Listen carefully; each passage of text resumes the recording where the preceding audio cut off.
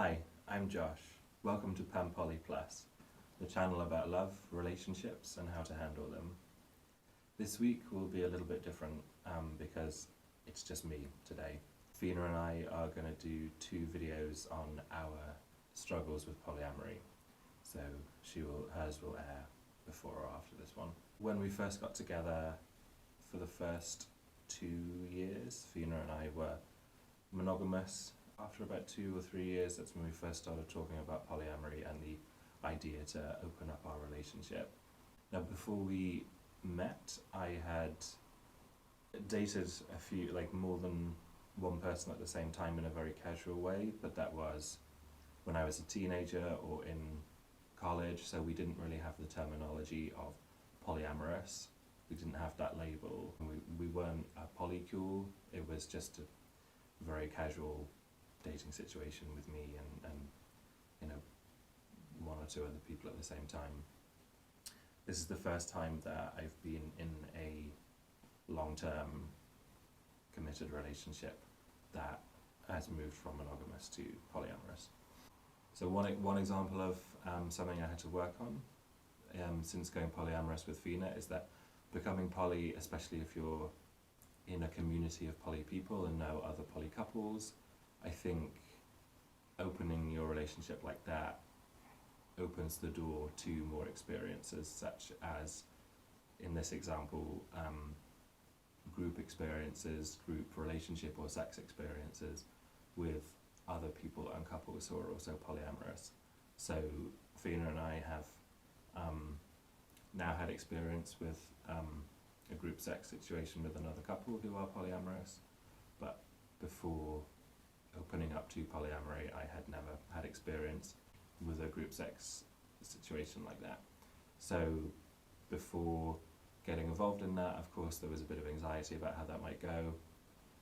The only way that I found to deal with that and to not shy away or run away from the experience was a similar way to how I might deal with my anxiety about other areas in my life. So it was the same when, through all my education and training, I was a theatre nerd, so that kind of feeling of anxiety before getting up on stage was similar.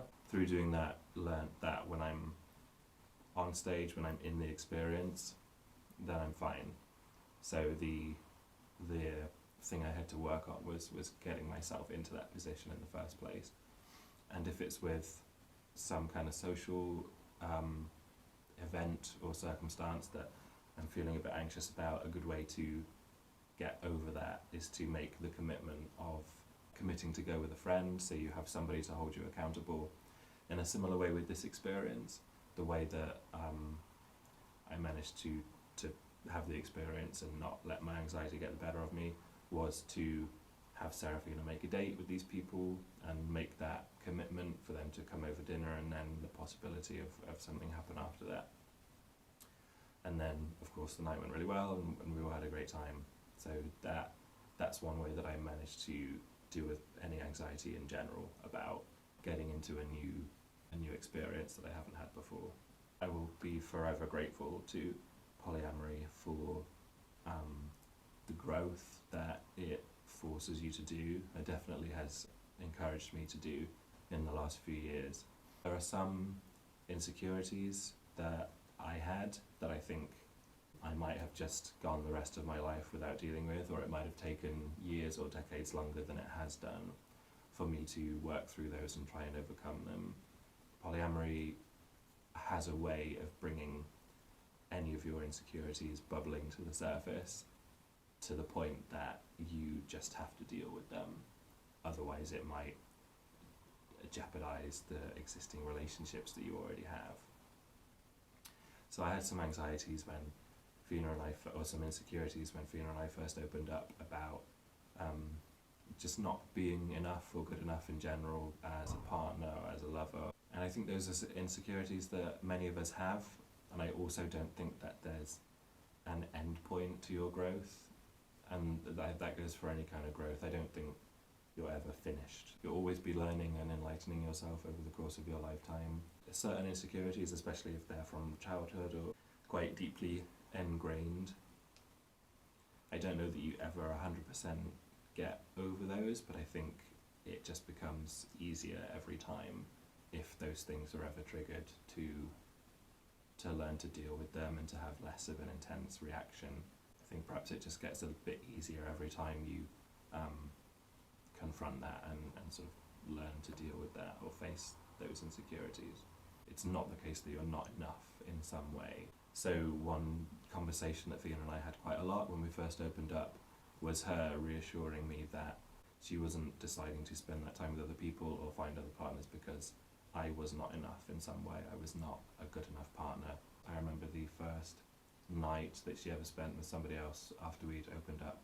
I wasn't seeing anybody else at that time, so one way that I found to deal with that was to just throw myself into an activity. So I threw myself into a creative project, a writing project, and wrote for maybe 3 hours, 4 hours in that evening to just try and take my mind off it or ignore or let go of any insecurities that might have bubbled up. And that was quite effective for that first experience, but once the activity is over after a couple of hours, then it doesn't always fill all of the time that you might need to, especially if your partner is away for a whole night. So since then, I think we've both realised that the best way to spend that time when the other partner is away with somebody else is if you can find people to spend time with. Even if you don't have partners at that time, you can go and spend time with friends or in some kind of social environment. Which does bring me on to my next point of struggles with polyamory, was that I was it's easy for us to be very comparative, especially in this age of social media and Instagram. We are training ourselves to constantly be comparing ourselves to other people, and I think that comparison destroys your joy. There's nothing that takes away from your joy or your happiness or your mental well-being more than that constant comparison. It's easier to understand that stuff in theory, and another thing to feel that or to make that reality in your own life. I'm working on the comparison, and I think that I have gotten better at not doing it, but that was definitely something that I did a lot when we first opened up to polyamory. I go to an international poly meetup here in Berlin. It's a support network for people, couples, communities who are polyamorous and just want to spend time and talk with like-minded people, or it can also be a support network for you to talk to if you're going through any poly-related troubles in your life.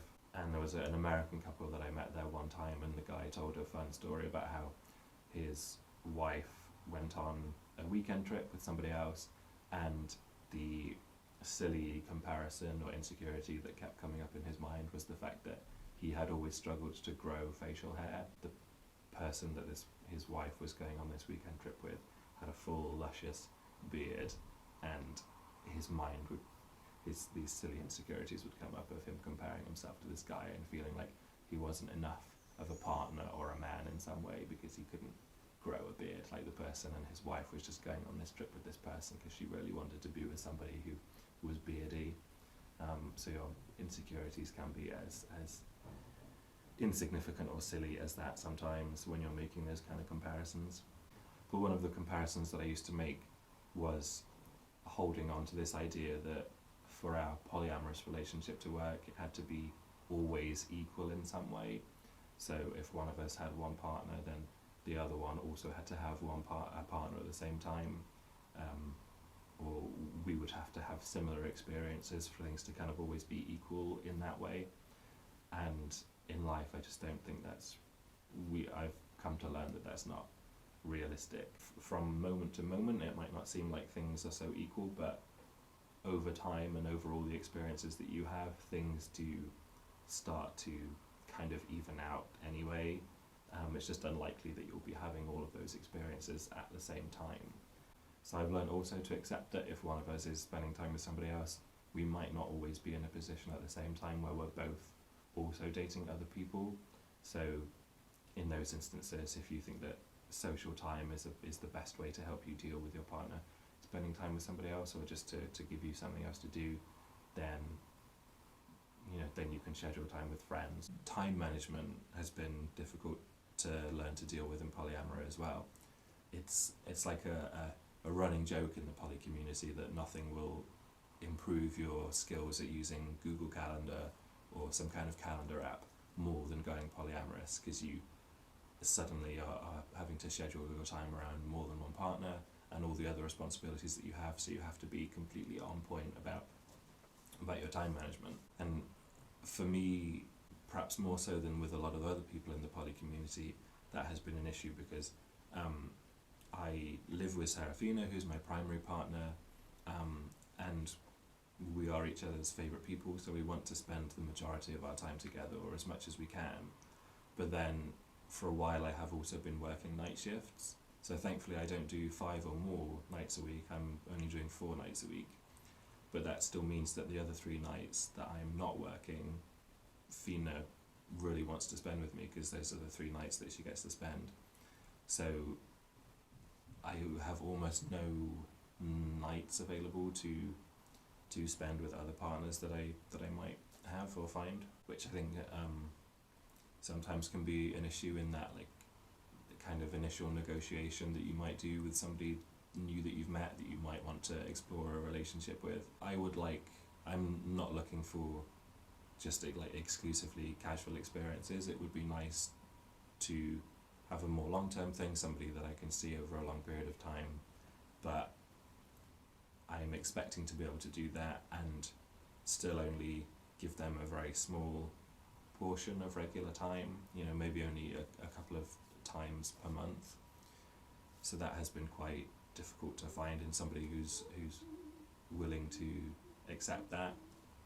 I think something that Fiona and I have found in the poly community is that sometimes things can err on either side of the parameters that I've just talked about. So either you might find really casual experiences that mainly only happen one time or a couple of times or very irregularly, or you might find that somebody that wants to form a long-term relationship but perhaps is expecting your time to be more evenly split between you and your existing partner, maybe like half the week for one partner and half for the other. Whereas because I'm doing night shifts and Fiona and I still want to spend the majority of our time together, there's like logistical elements as well. And another point that I wanted to make in terms of not making those comparisons, you and your partner might want to date other people, not of course because there's any way that you are not enough. For example, Fiona and I identify as pansexual, not straight. There's physically ways that I can't fulfill Serafina, like if I want to have a sexual experience with a man or she with a woman or someone who's trans, we are not able to physically fulfill that for each other, which of course is fine. So you would need to have the freedom to date other people. Everybody is different. Serafina is a huge nerd for physics and philosophy, and I did study those to a certain level, but not to such an advanced level that she has. It's a thrill for her when she can date or spend time with somebody who is a bit more experienced in those areas, and then she can really indulge that and get off on having intense discussions about that, perhaps in a way that I can't do so much, but that doesn't take away from the value of my relationship with her, or that's not anything that's wrong or not enough perhaps in our relationship. If you're dating multiple people, different people will fulfill different roles in your life. You might have experiences with them or share interests with them that you don't share with all of the others, and of course that's totally fine, and that's not something to feel insecure about or make you feel like you're not enough.